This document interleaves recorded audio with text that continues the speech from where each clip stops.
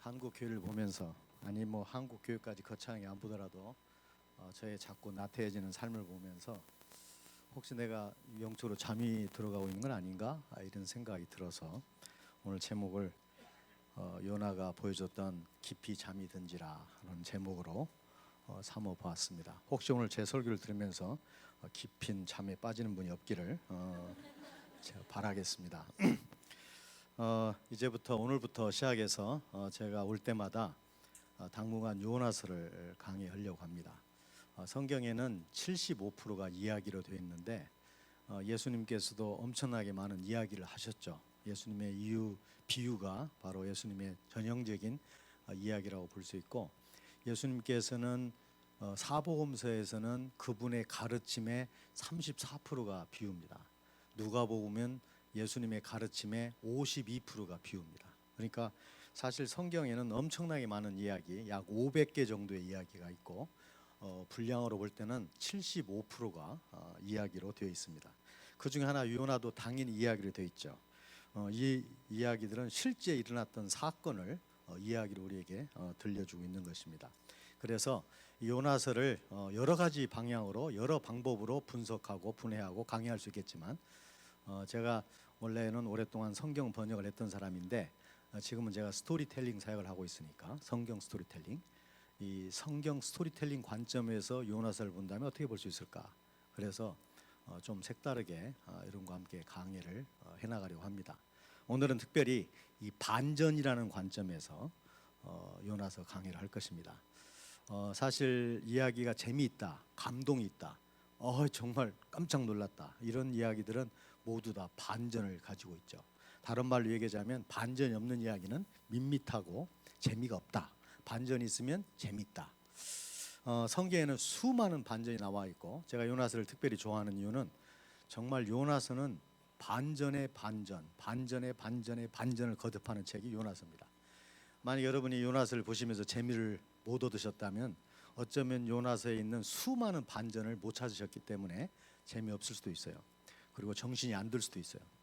사실 어쩌면 설교자는, 어쩌면 성경을 가르치는 사람은 성경에 있는 그 반전을 찾아서 사람들에게 정신이 번쩍나게, 하나님 말씀에 다시 한번 다가가게, 하나님 말씀이 이렇게 묘하고 이렇게 깊고 이렇게 색다를 수 있구나 라는 생각이 들게 전해주는 사람이 바로 설교자요, 또 말씀을 가르친 자가 아니겠는가, 이런 생각을 하면서 여러분에게 주어진 시간 동안 요나서를 완전히 스토리 차원에서 살펴보도록 하겠습니다.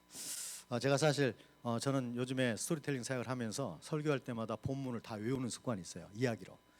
사실 다 외워서 드리고 싶은데, 외웠는데 제가 하면 상당히 많은 시간을 써먹기 때문에 설교가 짧아져요. 그래서 여러분이 읽은 걸로 대신하고 그와 비슷하게 이야기를 하는데, 이야기 시로 많은 거기 때문에 오늘 생략을 하겠습니다. 바로 우리가 얘기를 하겠는데, 아까 말씀드린 것처럼 한국 교회를 볼 때, 요즘에 한국 대형 교회를 볼 때, 한국 대형 교회 목사님들을 볼 때 어찌 그들만 죄인이고 그들만 잘못이겠어요? 그렇지 않죠. 사실 저를 비롯해서 수많은 목회자와 수많은 사람들이 다 숨긴 죄와 아직까지 잘 비밀을 지키고 있는 죄들이 있을 뿐인데, 그분들은 어떤 죄가 드러나고 있는 것 뿐이죠. 어쩌면 하나님께서 혹시 한국 교회를 칠시로 작정하신 건 아닌가? 하나님께서 한국 대형 교회를 정리하시고 그런 건 아닌가? 이런 위기감이 들 때가 있고, 어쩌면 한국 교회가 깊은 영적인 잠에 빠져 있는데 우리가 그런 것도 모르고 있다가 일시에 망하는 건 아닐까, 혹시? 이런 두려움까지 드는 그런 생각을 해보게 됩니다. 어찌 그게 뭐 한국 교회 얘기겠어요? 우리 한 사람 한 사람에게 그런 영적인 잠에 얼마든지 우리가 빠질 수 있고, 만약에 빠져가고 있다면, 어느 부분에 빠져 있다면 지금이야말로, 이 시간이야말로 각성할 때가 아닌가, 그런 생각을 해보게 됩니다. 오늘 그 요나서는 놀랍게도 이렇게 시작해요. 여호와의 말씀이 아미떼 아들 요나에게 임하니라, 이렇게 되어 있는데, 성경 원문을 제가 그대로 번역을 하면 이렇게 번역할 수 있습니다. 그리고 여호와의 말씀이 아미떼 아들 요나에게 임했다. 이게 원문을 그대로 직역한 것이에요. 여러분이 처음 만나서 이야기하는 사람에게 그리고 그렇게 얘기하는 사람 없죠. 그런데 하나님은 그렇게 얘기하고 계세요. 그리고. 왜 하나님이 이 소선지서의 첫 단어를 그리고로 잡으셨을까? 이 요나서뿐만 아닙니다. 이 소선지서의 대부분이 다 그리고로 시작해요. 사실 우리 문맥으로 볼 때 이게 이상하기 때문에 그리고를 생략한 것뿐이에요. 그러면 하나님께서는 왜 원문에서 그리고로 시작하실까? 이건 하나님의 말씀의 지속성, 연속성, 일관성을 보여준다고 우리가 생각할 수 있죠. 하나님께서 호세아를 통해서, 이사야를 통해서, 다른 선지자를 통해서 말씀하셨는데 이제는 이 시각은 요나를 통해서 말씀하신다는 것이에요. 하나님께서는 계속 말씀하시는 분이시고, 연속적으로 말씀하시는 분이시고, 지속적으로 말씀하시는 분이시고, 일관성 있게 말씀하시는 분이니까 너희들도 하나님의 말씀을 지속적으로, 연속적으로, 일관성 있게 듣고 순종하라는 그런 메시지가 여기에 담겨 있다고 볼 수 있습니다. 어떤 요나서 1장 1절이 바로 그렇게 시작한다는 것이죠. 사실 우리가 이 요나서를 보면 여러 가지 생각을 하게 되는데, 요나서에서 가장 아까 말씀드린 것처럼 중요한 것은 아주 반전이 많이 깔려 있다. 그래서 이 후반부에서는 이 요나서의 반전을 가지고 우리가 생각해 볼 것이지만, 먼저 요나서에 나와 있는 중요한 가장 핵심적인 것부터 먼저 다루도록 하겠습니다. 그 핵심은 바로 말씀이라는 것이에요. 사실은 요나서의 처음이 말씀으로, 여호와의 말씀으로 시작하고 있고, 요나서의 끝도 말씀으로 끝나고 있습니다. 요나가 계속 하나님의 말씀에 대해서, 하나님의 이론에 대해서 토를 다는데 마지막은 하나님의 말씀으로 끝나요. 야, 너는 박넝쿨을 가지고 그렇게 아끼는데 내가 좌우를 분간치 못하는 유아들만 12만 명이나 되는 니느웨 성을 아끼지 않겠느냐? 이게 하나님의 물음이에요. 거기에 대해서 요나는 아무 말도 없어요. 이런 걸 가르쳐서 오픈 엔딩이라고 그럽니다. 그러니까 열려 있어요. 다 우리가 답해야 돼요. 답할 의무가 있어요. 이 이야기를 듣는 사람은. 어쨌든 여호와의 말씀으로 끝나요. 그러니까 이 책이 하나님의 말씀으로 시작해서 하나님 말씀으로 끝나는 책일 뿐만 아니라 하나님의 말씀이 임함으로 우리의 신앙의 삶에서는 복이 임하는 것이에요. 다른 말로 얘기하자면 하나님의 말씀이 주어지고, 하나님의 말씀이 읽어지고, 하나님의 말씀이 깨달아지고, 하나님의 말씀이 은혜가 되면 그 사람은 이미 복을 받은 사람이지만, 만약에 하나님의 말씀이 은혜가 안 되고, 하나님의 말씀이 깨달아지지 않고, 하나님의 말씀이 어쩐지 몸이 건조하고 이런 상황이라면 우리는 영적인 심각한 상태에 놓여 있다는 사실을 알아야 됩니다. 만약에 하나님께서 어떤 사람에게서 은혜를 거둬가시려면, 하나님께서 어떤 단체에 대해서 은혜를 거둬가시는 전 단계가 뭐냐? 말씀을 거둬가십니다. 여러분이 만약에 말씀이 은혜가 안 된다면, 교회만 오면, 설교 시간만 되면 슬슬 졸린다면, 아니 그게 계속된다면 이건 심각한 영적인 상태입니다. 물론 목사님이 설교를 계속 잘못하면 그렇게 좋을 수 있어요. 그러나 그게 아니라면 여러분에게 문제가 있는 것이에요. 왜냐하면 하나님의 말씀을 받는 게 은혜고, 내가 하나님 말씀의 은혜를 받는 게 은혜인데 그게 은혜가 안 된다면 지금 우리는 영적인 심각한 문제에 들어가 있는 것이죠. 물론 깨달음이 있고 뭔가 있는데 이런 또 다른 형태의 잘못됨이 있어요. 그건 뭐냐면 자꾸 다른 사람을 생각하는 것이에요. 이 말씀은 누가 들어야 되겠다. 이건 내 남편이 왔어야 되는데, 우리 교회 아무개 장로가 오늘 왜 출장 갔어? 이 말씀 드려야 되는데, 이렇게 생각하는 것을 우리가 전문용어로 삽질이라고 그러는데, 이 삽질을 하고 앉아 있으면 안 된단 말이에요. 삽질은 나한테만 해야 돼요. 남한테 하면 안 돼요. 이 삽질을 계속하고 있다면 우리가 지금 은혜를 못 누리고 있는 것이에요. 그 말씀은 그 장로님에게, 그 권사님에게 하라는 말씀이 아니고 나에게 하시는 말씀이기 때문에 그래요. 오늘 여호와의 말씀이 임했다. 그게 복의 시작이에요. 얘 말씀이 임하지 않았다. 말씀이 깨달아지지 않는다. 나에게 더 이상 은혜가 안 된다. 이게 바로 저주예요. 하나님 앞에서 은혜를 받는 사람의 중요한 특징은 뭐냐? 말씀이 들려지고, 말씀이 읽어지고, 말씀이 재미있고, 말씀이 우리에게 은혜를 끼치는 것입니다. 오늘 그래서 그렇게 말씀이 시작하고 있어요. 여호와께서 아미떼 아들 요나에게 말씀하셨다는 것이에요. 이로부터 오늘 말씀이 시작되는 것을 보면서 이 말씀이 얼마나 중요한 것인가 우리가 다시 한번 생각을 해야 될 것입니다. 그런데 오늘 여기에 보시면 하나님의 그 준엄한 명령을 받은 이 요나가 우리가 이해할 수 없는 행동을 하는 것을 보면서 왜 이 사람이 왜 이러는가? 영적으로 깊은 잠에 빠져 있는 사람이라는 사실을 우리가 알 수 있어요. 깊은 잠에 든지라, 깊은 잠이 들었다. 이 말은 바로 영적으로 지금 수면 상태에 있었기 때문에 영적으로 깨어있지 못하다는 것이죠. 사실 어쩌면 오늘 말씀은 요나가 기도하는 사람이 아니었음을 보여주는 것이에요. 영적으로 잠에 빠진 상태를 다른 말로 하자면 기도하지 않는 상황에 놓여 있다. 기도에 깨어있지 않다. 다른 말로 얘기하면 기도하는 삶에 실패하면 우리는 영적으로 잠을 자는 것이다 라고 표현할 수 있어요. 오늘 1장 6절에 보시면 놀랍게도 누가 와서 요나에게 하나님께 구하라 기도하라 요구하고 있냐면 선장이 얘기하고 있어요. 사실 기도는 누가부터 하는 건가? 동료들끼리 신자들끼리부터 하는 겁니다. 기도해 주세요. 기도해라. 하나님이 부탁하시는 것이에요. 그런데 여기는 보면 하도 기도하는 교회를 향해서 하도 기도하지 않는 신자를 향해서 세상 사람이 와가지고 너희들 뭐냐 지금 이런 때 기도해야지 라고 말하고 있는 장면이니 신자들이 본다면 정말 굉장히 부끄러운 장면이라고 말할 수 있어요. 유진 피터슨이라는 유명한 설교가요. 또 좋은 책을 많이 쓰신 분이 계신데 이분이 이런 책을 썼어요. 성공주의 목회 신화를 포기하라. 이런 책을 쓰셨는데 그 책에 보면 아주 재미있게도 이 요나 사건과 요나의 풍랑 사건과 사도행전 27장에 나와 있는 사도 바울의 풍랑 사건을 잘 비교해 놓고 있어요. 이 두 사건의 공통점은 뭐냐면 둘 다 소명에 관련되어 있다는 것입니다. 지금 요나는 소명을 받았는데 그 소명을 피하기 위해서 자기의 불순종의 길로 접어들었다는 얘기고 그러다가 풍랑을 만났다는 것이고 이 사도 바울은 소명을 안고 소명을 순종하다가 가다가 풍랑을 만났다는 거예요. 그런데 이 풍랑과 이 소명을 연결해 주는 게 뭐냐면 바로 기도예요. 이 지금 요나는 소명을 받았어요. 불순종의 방향으로 가요. 그러다가 풍랑을 만났어요. 그 풍랑은 뭘 보여주는 사건이냐면 그가 기도하지 않는 사람이라는 사건을 보여줘요. 그런데 이 사도 바울을 보면 사도 바울만이 그 배에서 유일하게 기도하는 사람인 것을 보여주는 사건이 바로 사도행전 27장 사건이에요. 우리가 여기에 잘 보시면 과연 요나가 기도했겠느냐 안 했겠느냐 우리는 정확히 알 수 없어요. 그럼에도 불구하고 2장 1절 이렇게 시작합니다. 그때, 이 그때라는 말을 많은 성경을 번역하는 사람들은 뭐라고 풀었으냐면 그가 물고기 뱃속에 있을 때 그렇게 번역하고 있어요. 이 말은 상당히 시사하는 바가 크죠. 이 말은 뭐냐? 그가 그전에는 기도를 안 했다는 것을 간접적으로 보여주고 있어요. 만약에 이 사람이 평상시에 기도하는 사람이었다면 하나님의 말씀이 임했을 때 선지자로서 하나님과 가장 가까이 지내면서 말씀을 전달할 선지자로서 그 하나님의 말씀을 그렇게 우습게 여기고 팽개치고 불순종의 방향으로 자리를 잡을 수가 없어요. 방향을 잡을 수가 없어요. 그런데 그 일을 하고 있어요. 그러니까 자기가 이해가 안 가고 특별히 민족적인 편견과 자기 생각과 다른 명령 하나님이 하셨다고 그래서 그걸 이렇게 쉽게 버린 이유가 뭔가?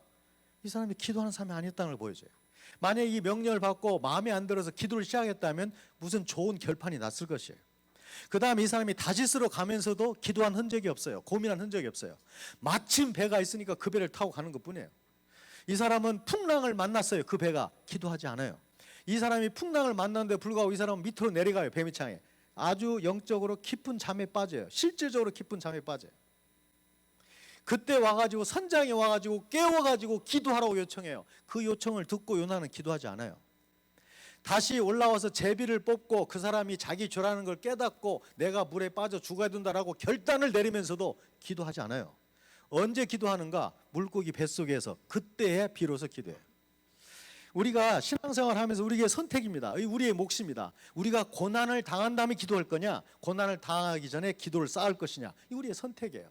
요나가 2장에서 뭐라 하냐면 내가 고난으로 인하여 지금 기도한다는 거예요. 이건 사실 신앙인에게는 안타깝고 불행한 사건이에요. 여러분이 기도에 깨어 있다면 여러분은 영적인 잠에서 깨어 있는 것이에요. 그러나 기도에 깨어 있지 못한다면 여러분 영적인 잠에 빠져 있을 가능성이 아주 높다는 것이죠. 우리가 언제 기도할 것이냐? 고난 중에 아니면 고난 전에. 이건 우리의 선택이라고 볼 수 있어요. 사실 요나가 처음부터 기도하는 사람이었고 그 순간순간 과정에서 한 번이라도 기도하는 사람이었다면 요나가 이렇게 어처구니 없이 엉뚱한 데 가 있기는 힘들 것이에요. 그래서 이 요나 이야기는 요나의 실체를 보여주는데 그는 기도하는 삶에 실패하고 있다는 것이고 이 바울 사건 사도행전 27장은 바울이야말로 유일하게 그 배에서 기도를 하는 유일한 사람이었다는 사실을 그 실체를 보여주는 사건이라고 우리가 볼 수 있습니다. 어떤 경우에는 신자가 마땅히 할 바를 하지 못하면 억지로 끌려가서 고백을 하게 돼요. 억지로 끌려가서 순종해야 되는 상황이 이루어져요. 요나가 그랬어요. 그렇게 억지로 가서 그 일을 할 거냐 아니면 내가 기쁜 마음으로 순종하는 마음으로 할 거냐, 이건 우리의 선택 몫이에요. 자, 그렇다면 기도의 실패함으로, 기도의 삶의 실패함으로 이 영적인 잠에 빠져 있는 그런 사람들의 특징이 어떻게 나타나는지를 우리 한번 잠깐 생각해 보겠어요. 첫 번째로 기도에 실패해서 영적인 잠에 빠지게 되면 어떤 현상이 나타나는가? 하나님의 명령에 대해서 무감각합니다. 그리고 하나님의 명령을 가볍게 여기는 습성이 생깁니다. 이 요나를 보면 참 이해가 안 가죠. 요나가 어떤 사람이에요? 하나님을 가장 그 당시에 가장 가까이 섬겨서 하나님의 말씀을 다른 사람에게 하나님을 대신해서 전달하는 사람이 바로 요나예요. 그런데 하나님의 명령이 너무도 분명해요. 니느웨에 가서 그들을 쳐서 외치라는 것이에요. 너무도 분명한 장소와 너무도 분명한 사명이 주어졌는데 이 사람은 그 명령을 너무 우습게 여기고 자기 생각대로 다시스로 도망갈 걸 생각한단 말이죠. 왜 그럴까? 이 사람이 이미 영적인 잠에 지금 빠져 있었음을 이 사건이 보여주고 있는 것이에요. 더군다나 2장을 보시면 요나의 기도장인데 요나의 기도장의 놀라운 사건은 요나가 그 짧은 기도에 시편의 19편을 인용한다는 것입니다. 그럼 이 사람이 물고기 뱃속에서 윗속에서 지금 뭐 성경을 들춰가면서 이걸 인용하겠어요? 안 해요. 다 외웠다는 것이에요. 외워서 정확히 지금 기도 속에 인용하고 있다는 것이에요. 그렇다면 요나가 그렇게 시편을 많이 알고 있고 구약을 많이 알고 있다면 요나는 아마도 시편 139편만 몰랐나 보다 이렇게 보기는 힘들죠. 시편 139편이 뭐예요? 내가 어디에 숨을지라도 내가 어디로 갈지라도 여호와 하나님은 거기 계시다. 그 내용을 구구절절히 얘기해 주는 게 시편 139편이에요. 그러면 139편을 요나가 몰랐을 것이다. 이건 있을 수 없는 일이에요. 요나는 틀림없이 그 구절을 알고 있었고 그 시편을 외우고 있었을 것이에요. 그런데도 불구하고 이 사람이 어떻게 하나님의 명령을 가지고 순종은커녕 불순종의 방향으로 방향을 잡고 하나님의 얼굴을 피할 생각을 하겠냔 말이죠. 이건 바로 영적인 잠에 빠져 있기 때문에 하나님의 명령에 무감각한 것이에요. 하나님 이렇게 말씀하시는데 그게 중요하게 여기지지 않아요. 이렇게 하면 안 된다고 말하는데 그게 나한테 별로 의미 있게 다가오지 않아요. 하나님 무섭지도 않아요. 바로 이게 영적인 잠에 빠져 있는 특징이라고 볼 수 있습니다. 둘째는 어떤 현상이 나타나는가? 불순종의 자세를 갖게 되면 기도에 깨어있지 못함으로 불순종에 빠지게 되면 어떤 현상이 나타나는가? 두 번째로는 내가 계획하고 생각하고 내가 하는 행동들, 내가 내 욕망에 사로잡혀 하는 모든 행동들에 대해서 우리가 대가를 지불해야 된다는 것입니다. 여기 보면 요나가 배싹을 주고 배 탔다고 돼 있어요. 우리가 쉽게 생각하면 아니 배를 타는 사람이 배싹을 주고 타야죠. 그렇게 생각할 문제가 아닙니다. 하나님의 사역자들 일하는 방법은 뭐냐면 하나님이 공급하시고 하나님이 모든 걸 책임져 주세요. 하나님의 방법을 할 때 그렇게 돼요. 그런데 하나님의 방법이 아닌 방법을 하기는 어떻게 되는가? 내가 배값을 줘야 돼요. 내가 돈을 내야 돼요. 내가 지불해야 돼요. 그런데 안타까운 건 뭐냐? 목적지에 도달하지 못해요. 요나는 다시스에 도착하지 못했어요. 더군다나 그렇게 비싼 돈이었다고 그래요. 그 당시 배값이 유람선이었기 때문에 먹을 것, 잘 것, 이 배 모든 걸 한꺼번에 경비를 내야 되기 때문에 큰 돈이었어요. 물론 뭐 제가 볼 때 요나는 아마 상당히 뭐 집안이 탄탄했는지 돈이 있었는지 모르겠어요. 그러나 이 사람이 돈을 냈어요. 돈을 냈으면 목적지에 가야죠. 목적지에 못 가요. 그러면 못 갔으면 환불이라도 받아야죠. 환불 못 받아요. 우리가 하나님의 명령을 불순종하는 방향으로 잡게 되면 우리가 대가를 지불해야 됩니다. 우리가 죄를 짓는데도 돈이 들어갑니다. 불순종하는데도 돈이 들어갑니다. 하나님의 명령을 어기는데도 우리의 대가를 지불해야 됩니다. 그리고 그 대가 지불은 절대 결과물로 우리에게 좋은 결과물로 돌아오지 않아요. 지금 여기에 배값을 그 사람이 지불하고 있어요. 어쩌면 성경에 이와 비슷한 사례인데 전혀 반대의 경우가 있죠. 그게 바로 모세의 어머니 요게벳이에요. 같은 요시성을 가진 사람인데 너무 달라요. 이 요게벳은 그 당시 아이들이 다 죽어나갔어요.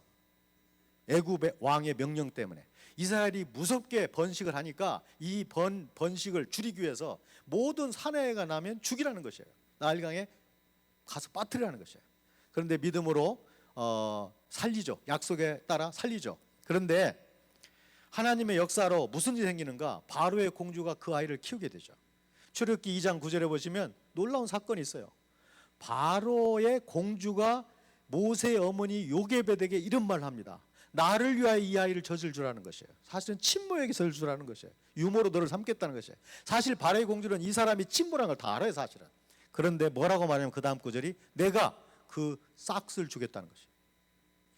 정말 성경에 보면 유일하게, 역사상 유일하게 어쩌면 자기 자식 젖주고 싹을 받던 여자가 바로 요게벳인데, 하나님의 말씀을 순종하는 방향으로 가면 하나님이 그것만 해도 공급하신다는 거예요. 생명도 살릴 뿐만 아니라 젖을 주는 값도 내가 주겠다는 것이에요.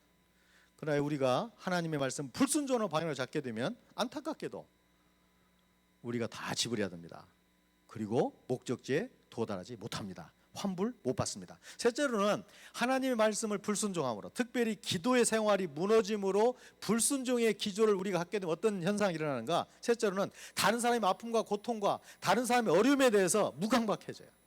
여기에 보시면 요나가 어떻게 보면 참 이해가 안 갑니다. 요나가 말씀을 어기고 배 밑창에서 잠이 들었어요.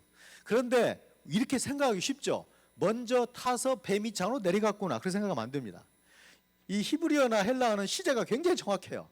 이 시제를, 동사들을 다 비교해 보면 원문에서 어떻게 나오는가?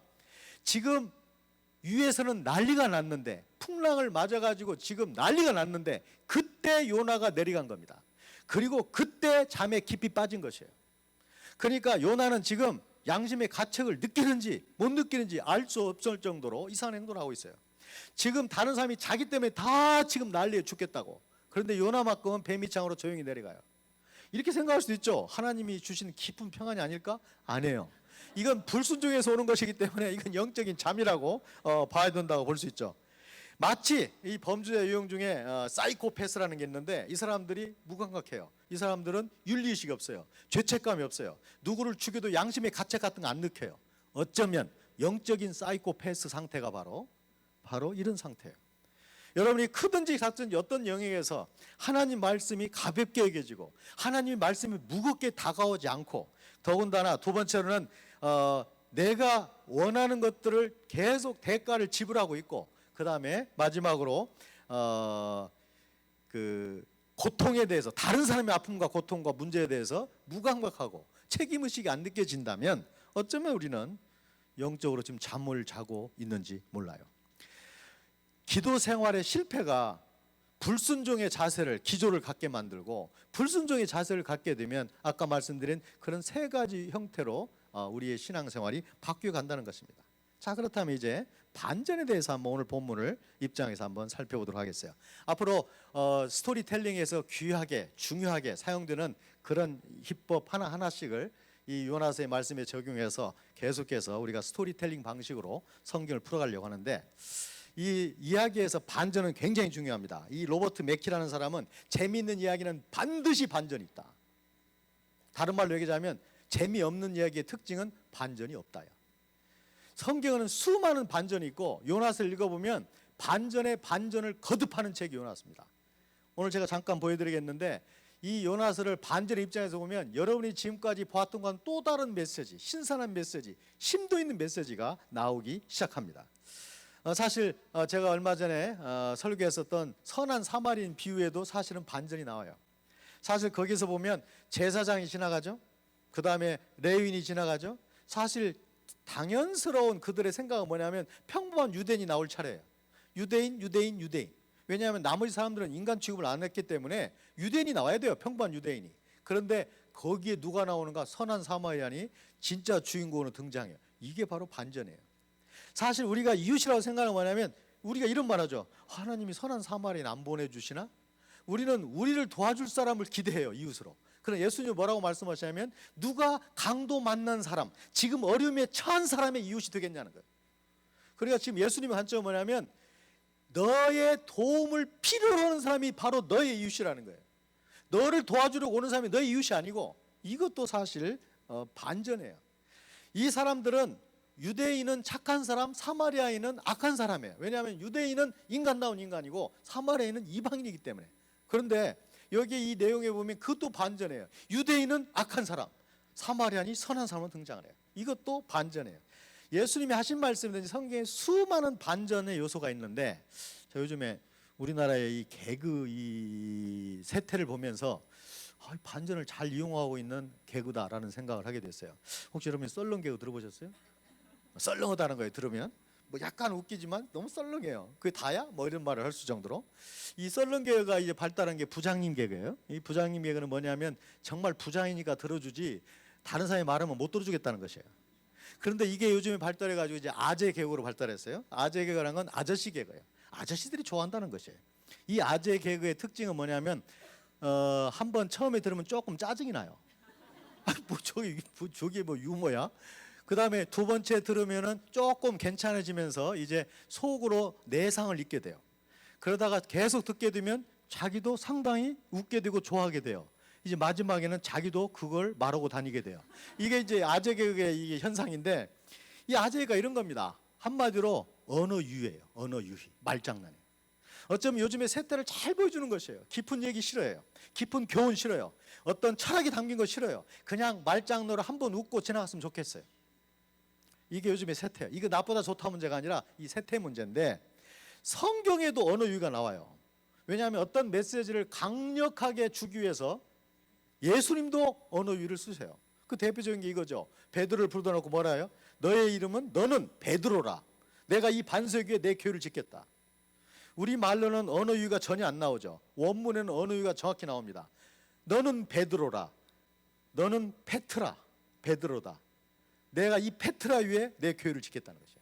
왜냐하면 베드로가 바위란 뜻이고 그 바위 위에 내가 교회를 짓겠다는 것이에요. 우리 성경으로 번역해 놓으면 이게 말장난이 아니지만 예수님이 헬라어로 이 말씀 하셨거나 아람 방언으로 이 말씀 하실 때는 이게 말장난이에요. 그건 일부러 그 사람들에게 강한 영향력 내지는 메시지를 주기 위해서 그렇게 하는 거죠. 요즘에 그 우리나라의 그 언어 유희를 보면 뭐 굉장히 재밌는 게 참 많아요. 그러니까 뭐 이런 거죠. 해를 취재하는 기자를 뭐라고 하냐. 굉장히 많이 생각해야 될 것 같죠? 해를 취재하는 기자? 해리포터예요. 나는 자전거를 못 타요. 그걸 영어로 뭐라고 말하면 좋을까요? 그러면 뭐 바이시클도 생각하고 막 못한다는 영어를 뭐라고 하면 좋을까 막 고민하죠. 그럴 필요 없어요. 모터사이클. 그게 바로 이런 것이 바로 아재 개그인데, 거기는 다 반전이 있어요. 이렇게 생각하는데 전혀 다른 것 가지고 답을 해결하니까 그게 반전인데, 오늘 이야기를 보시면 아주 반전이 많이 나옵니다. 이 두뇌 과학에서는 요즘에 인간이 카오스 상황에서 아주 막 엉클어진 복잡한 상황에서 어떤 패턴이나 원칙을 찾아내면 우리에게 어떤 것이냐면 체내에서 엔돌핀이 나온다고 그래요. 그러면서 화학적인 변화가 생겨요. 쾌감을 느끼기도 하고 기쁨을 느끼기도 하고 안심을 느끼기도 해요. 우리 문제 해결책이 발견되면 생물학적 행복감과 만족감을 느끼게 돼요. 오래전에 아리스토텔레스가 실론에서 뭐라고 말했냐면, 연극에서 반전이야말로 그게 사람들에게 기쁨을 주고 그 사람에게 심도 있는 의미를 깨닫게 하는 것이라고 반전을 설명한 적이 있는데, 성경에 그렇게 많은 반전이 나와요. 오늘 이 요나서 1장 1절부터 10절까지에도 반전의 반전을 거듭합니다. 1장 1절이 반전으로 시작해요. 아니 처음 시작할 때 왜 그리고를 썼을까? 그게 반전이에요. 그 하나님이 말씀이 요나에게 임했다라고 말한 다음에 2절이 또 반전이에요. 왜냐하면 2절에 하나님의 명령 이런 내용이에요. 너는 가서 니느웨에 가서 그들의 죄를 쳐서 외치라는 겁니다. 니느웨가 누구예요? 이스라엘 사람들이 싫어하는 사람, 원수인 사람, 이스라엘을 괴롭히는 사람, 하나님의 백성을 괴롭히는 사람. 나홈서에 의하면 피의 성이라고 표현했으니까 잔인하고 수많은 사람을 죽였던 사람이 바로 니느웨 사람이에요. 그 사람에게 복음을 전해서 그들을 살리라는 겁니다.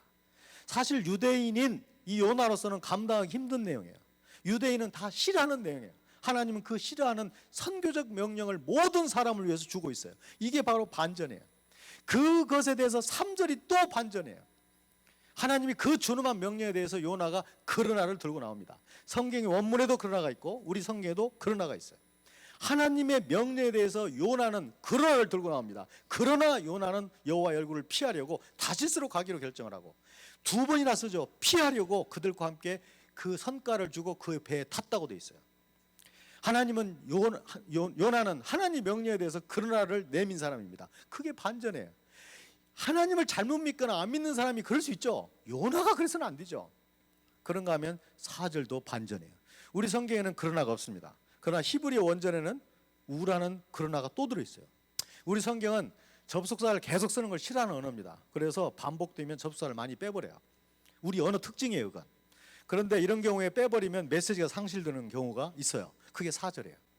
인간이 하나님의 명령에 대해서 그러나를 들고 나오면 하나님 어떻게 하시는가? 우리가 잘 알잖아요. 하나님도 성깔이 있으십니다. 그래서 그냥 내버려 두지 않아요. 하나님도 그러나를 들고 나오는데 항상 하나님의 그러나가 더 커요. 더 큰 그러나를 들고 나와요. 만약에 이걸 글로 쓴다면 3절에 그러나는 조그마하게 써야 되고 4절에 그러나는 큰 글자로 써야 돼요. 하나님이 큰 그러나 들고 나오십니다. 그건 뭐냐면 바다에 대풍을 내리셨다는 거예요.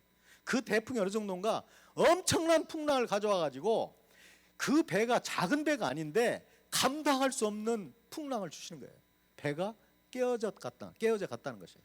이 사람들이 살고 싶어서 자기의 귀중한 물건, 생명처럼 생각하는 물건을 다 바다에 던지면서 배를 가볍게 해가지고 배가 뒤집어지지 않도록 최선을 다하고 있어요. 안간힘을 쓰고 있어요. 그 정도 풍랑이 온다는 것이에요.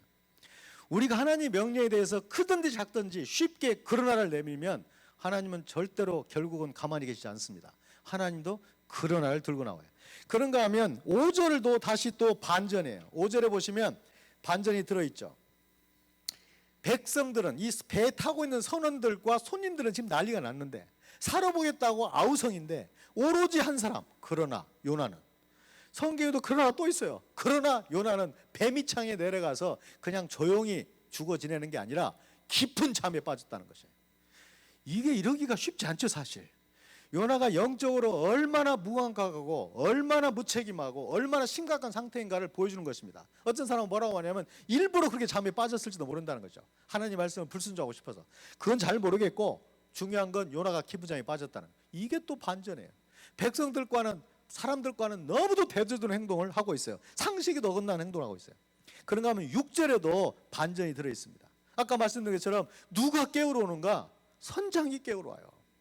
하나님의 사람들이 기도하지 않고, 하나님의 백성들이 기도하지 않고, 교회가 기도에 깨있지 않으면 어떤 일이 생기는가? 세상 사람이 지탄하면서 너희들 좀 기도나 좀 제발 하라고, 기도나 제대로 하라고 그런 지탄을 줄 때가 온다는 것이죠. 지금 6절이 바로 반전이 오게. 7절에도 반전이 들어있어요. 이제 극심한 풍랑을 겪었어요.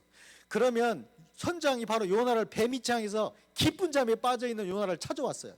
어쩌면 요나야말로 범인이 아닐 수 있죠. 어떻게 그렇게 태평하게 잠을 잘 수 있어요, 겉으로 보기에. 그런데 제비를 뽑았어요. 누구에게 당했는가? 요나가 뽑혔어요.